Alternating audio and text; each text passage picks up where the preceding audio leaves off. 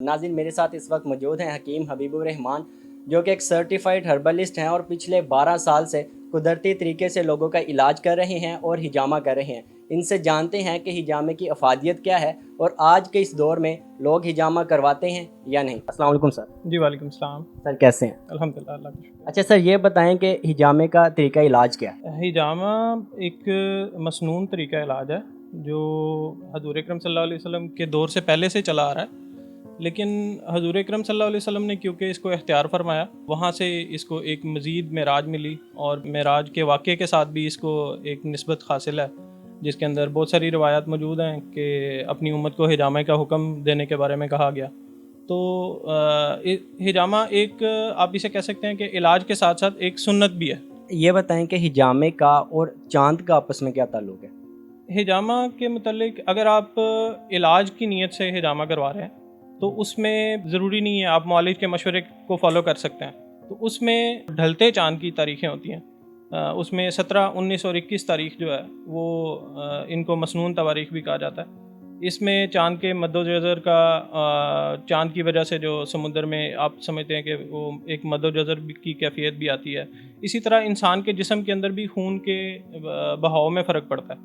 तो कुछ ख़ास अमराज के अंदर ये चीज़ भी काउंट करती है कि आप ढलते चांद की इन सुन्नत तारीख़ों के अंदर अगर आप हिजामा करवाते हैं तो वो ज़्यादा बेनिफिशियल है। अच्छा सर, ये बताएं कि हिजामे कितनी टाइप्स के होते हैं और किन किन कौन से ऐसे तरीके हैं जो बीमारियां वगैरह होती हैं, कौन किस बीमारी के लिए कौन सा हिजामा लाजमी है? हिजामा जो मसनून हिजामा है, सुन्नत हिजामा, उसकी तो कोई किस्म नहीं है, यानी प्रोसीजर के लिहाज से वो प्रोसीजर उसका सेम ही रहेगा। बाकी कपिंग की अगर आप बात करें तो कपिंग की बहुत सारी टाइप्स इस वक्त दुनिया के अंदर जो हैं वो राइज हैं। उसमें मसाज कपिंग होती है, आकुपंक्चर की बहुत सारी टेक्निक्स हैं, ट्रेडिशनल चाइनीज़ मेडिसिन की बहुत सारी टेक्निक्स हैं। लेकिन सुन्नत हिजामा जिसे हम हिजामा का लफ्ज़ देते हैं, उसका प्रोसीजर जो है वो एक ही है। अब वो किन मकासद के लिए करवाया जाता है, उसमें बहुत सारे मकासद हैं। उसमें आप कुछ लोग सिर्फ सुन्नत पूरी करवाने के लिए करवा रहे होते हैं और कुछ लोग उसमें जनरल इम्यूनिटी बेहतर करने के लिए, जनरल फिटनेस के लिए खिलाड़ी आ रहे होते हैं हमारे पास, आर्मी पुलिस से लोग आ रहे होते हैं अपनी स्पेसिफिक मसल्स की परफॉर्मेंस को बेहतर बनाने के लिए, फुटबॉलर्स आ रहे होते हैं, स्विमर्स आ रहे होते हैं, एथलीट आ रहे होते हैं। तो ये कैटेगरी होती है जिसमें नंबर 1 कैटेगरी जिसमें लोग हमारे पास आ रहे होते हैं, उनको कोई ख़ास मर्ज़ नहीं होता, वो सिर्फ सुन्नत पूरी करने के लिए या जनरल इम्यूनिटी इन्हांस करने के लिए, क़ुव्वत मदाफ़त को बेहतर बनाने के लिए वो ये हिजामा करवा रहे होते हैं। कितने कप्स किस बीमारी के लिए क्योंकि इसमें कपिंग थेरेपी है, कप्स कुछ मैंने देखा है कि 3 कप्स होते हैं, कई में 12 कप्स भी यूज़ होते हैं, तो वो किस बीमारी के लिए इस्तेमाल होते हैं? डिपेंड करता है सिचुएशन पे कि आप किस मकसद के लिए हिजामा करवा रहे हैं। अगर आप जस्ट सिर्फ सुन्नत पूरी करने के लिए हिजामा करवा रहे हैं तो 1 या 2, 5 तक भी कप लगाए जा सकते हैं, पेशेंट की फ़िज़िकल जो है वो हालत को देखते हुए।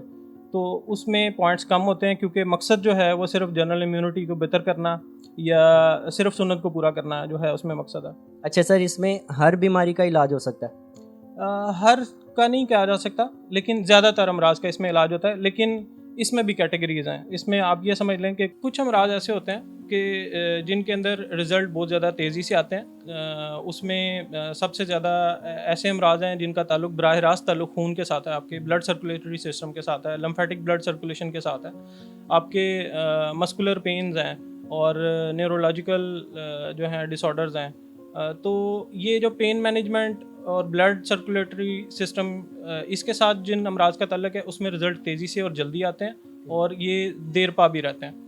फिर कुछ कैटेगरीज ऐसी हैं जिसमें रिज़ल्ट जो हैं थोड़े स्लो होते हैं और कुछ में जो है ना होने के बराबर होते हैं, और कुछ अमराज ऐसे भी होते हैं जिसमें हम हिजामा नहीं करते हैं। जैसे क्या कैंसर जैसी बीमारी का भी इलाज है इसके अंदर? कैंसर का इलाज तो नहीं कह सकते आप, अगर अर्ली स्टेज में है तो उससे होने वाले कुछ आप ये कह सकते हैं कि जो उसके साइड इफ़ेक्ट्स हैं उसको मिनिमाइज़ किया जा सकता है, लेकिन कैंसर का ट्रीटमेंट नहीं किया जा सकता इसके साथ। अच्छा, एक नॉर्मल इंसान को महीने में या साल में कितनी बार हिजामा करवाना चाहिए? अगर जनरल फिटनेस की बात की जाए तो 3 से 4 महीने के बाद एक दफ़ा। अच्छा, इसमें कितने कितने कप्स यूज़ होते हैं? सिर्फ फिटनेस के लिए तो 7, 8, 10 पॉइंट काफ़ी होते हैं। अच्छा सर, ये मैंने देखा था कुछ लोग होते हैं हकीम साहब जो सर के ऊपर भी कप रख के तो थेरेपी वगैरह कर रहे होते हैं, वो किस चीज़ के लिए होती है? सर पे अमूमन बहुत सारे मसनून पॉइंट्स हैं, उसके अंदर ज़्यादातर पॉइंट जो हैं वो सर के ऊपर हैं, तो उसको सुन्नत के लिहाज से भी सर पे पॉइंट लग रहे होते हैं, लेकिन इसके अलावा ہیئر فال کے لیے، ڈپریشن، انزائٹی، انسومنیا کے لیے، اور حافظہ کے لیے، اور کنسنٹریشن کو بہتر کرنے کے لیے یہ بھی سر پہ پوائنٹس لگ رہے ہوتے ہیں. اچھا، مینس ڈپریشن کے لیے بھی ہجامہ لازمی ہے. ڈپریشن کے لیے دیکھتے ہیں لوگ میڈیسنز کھا رہے ہیں، اتنی ہیوی ہیوی میڈیسنز لیتے ہیں ایکسپینسو، تو ہجامے سے وہ ڈپریشن چیز ختم ہو سکتی کافی ہے. حد تک یہ ہجامہ یہ ان سیگمنٹس میں ہے جس میں جلدی رزلٹ آتے ہیں. اچھا سر، یہ بتائیں یہاں پہ فیمیلز بھی آتے ہیں ہجامہ کروانے؟ جی بالکل، ان کے لیے ہمارے پاس الگ سے سسٹم موجود ہے. الگ ان کا بھی سیم سیٹ اپ ہوتا ہے یا ان کی کچھ الگ سسٹم ہے یہ ہجامہ کروانے کے؟ کچھ ان کے لیے خواتین کے اندر کچھ ایس او پیز تھوڑے سے مختلف ہوتے ہیں، لیکن جب پیشنٹ ہمارے پاس آتے ہیں ڈسکس کرتے ہیں تو پھر ہم انہیں گائیڈ کر دیتے ہیں کہ وہ کس طریقے سے ہوگا. اچھا سر، یہ بتائیں ہجامہ کروانے کے بعد کون سی احتیاط کرنی چاہیے؟